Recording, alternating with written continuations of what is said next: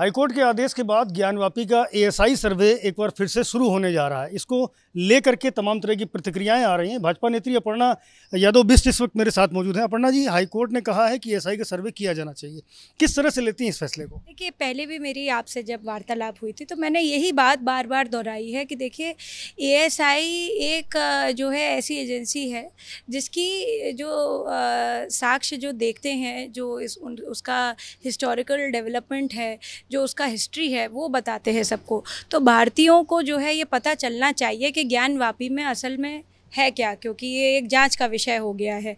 परंतु मैं साथ में ये भी कहना चाहती हूँ आज कि देखिए, नंदी कहीं भी हो तो नंदी कहाँ होता है ये सबको पता है।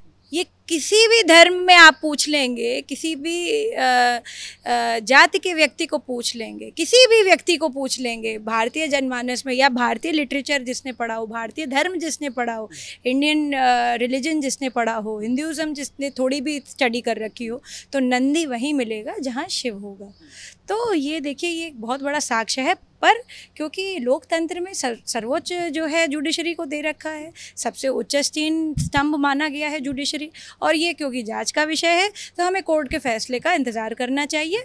और मैं समझती हूँ कि इस जांच के बाद दूध का दूध, पानी का पानी होकर के रहेगा। जी, गैरी नंदी का मुख हमेशा शिवलिंग की ओर होता है। मुख्यमंत्री योगी आदित्यनाथ ने भी कुछ दिन पहले कहा था कि त्रिशूल का चिन्ह अंदर पाया गया है, और पहले भी जब कोर्ट कमिश्नर का सर्वे हुआ था तब भी शंख, गदा, चक्र, पुष्प और त्रिशूल, इस तरह की चीज़ें अंदर से वीडियोग्राफी में सामने आई थी। अब क्या लगता है एएसआई के सर्वे में क्या होने वाला, क्या चीज़ें निकल के आ सकती हैं? मैं कोई एएसआई की एजेंसी में तो कार्यरत हूँ नहीं, परंतु मुझे ऐसा लगता है, जितना मैंने इतिहास को जाना है, समझा है, एक खुद भी इतिहास की छात्रा रही हूँ, तो ऐतिहासिक रूप से तो देखिए, ज्ञानवापी में जो साक्ष्य हम सबके, जो आप ही लोगों के मीडिया के माध्यम से हम जैसे सभी भारतीयों को पता चल रहे हैं, वो यही दर्शा रहा है कि वहाँ पर किसी न किसी समय पे शिवालय रहा है।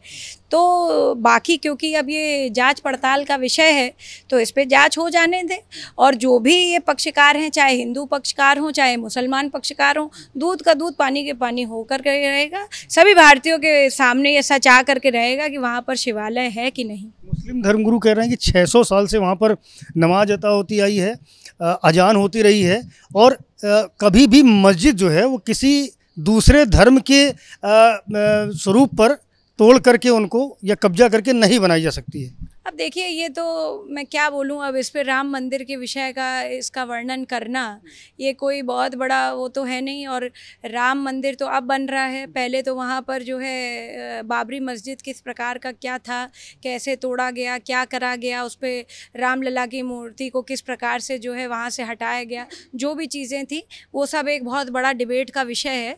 पर ये सब कह देना मुसलमान पक्षकारों का कि कभी ऐसा हुआ ही नहीं, तो अगर इस प्रकार की जो है जांच में ये निकल करके आता है कि वहाँ शिवालय है, जो कि चिन्हों से प्रतीत हो रहा है कि वहाँ पर है, तो उनको भी अपनी भाई ये भूल स्वीकार करनी चाहिए। परंतु क्योंकि ये जांच अभी तक कंप्लीट नहीं हुई है तो इसलिए कहा नहीं जा सकता। मगर ये बात कह देना मुसलमान पक्षकारों का कि ऐसा कभी हमने किया ही नहीं, 600 साल से वहाँ पर जो है वो हो रहा है, तो सनातन का कोई 600 साल का इतिहास थोड़ी ना है। सनातन तो करोड़ों करोड़ों साल, लाखों वर्षों का इतिहास है। महाभारत कब हो गई, रामायण कब हो गई, उसके साक्ष्य आप पता चल रहे हैं। तो जो है ये 600 और 1000 सालों वाला इतिहास नहीं है। जितने भी हमारी जो है पुराने राजा हो गए, जितने हमारे जो है देवताओं का अवतरण और उसके बाद जो उसका इतिहास है, वो हजार नहीं, लाखों वर्षों का इतिहास है। तो जो आप कह रहे हैं कि भूल स्वीकारनी चाहिए, कुछ इसी तरह का प्रस्ताव मुख्यमंत्री योगी आदित्यनाथ ने भी दिया था कि मुस्लिम पक्ष ने एक गलती की है और आगे आकर के अब इन चीज़ों को सेटल कर लेना चाहिए। क्या कहेंगे? जो भी जांच में निकलेगा, मैंने सर्वप्रथम कहा कि क्योंकि कोर्ट और जुडिशरी लोकतंत्र का सबसे उच्च स्तंभ माना गया है। 4 स्तंभ माने गए लोकतंत्र के, जिसमें सबसे बड़ा स्तंभ अगर कोई है तो वो जुडिशरी है, जो न्यायिक प्रक्रिया, न्यायिक व्यवस्था को बैलेंस रखता है। इसी की वजह से लोकतंत्र जो है आज तक हमारा भारत का टिका हुआ है।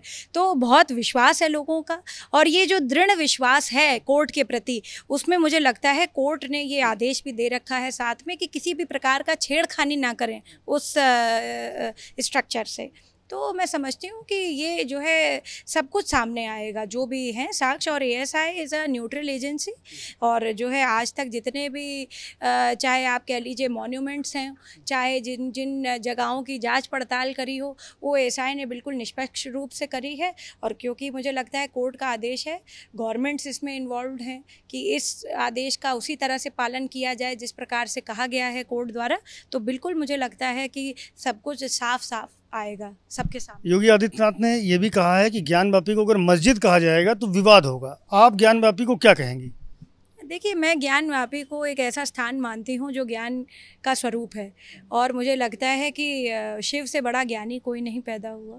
उनका ना आदि है ना अनंत है, वही ज्ञान है, वही सब कुछ है।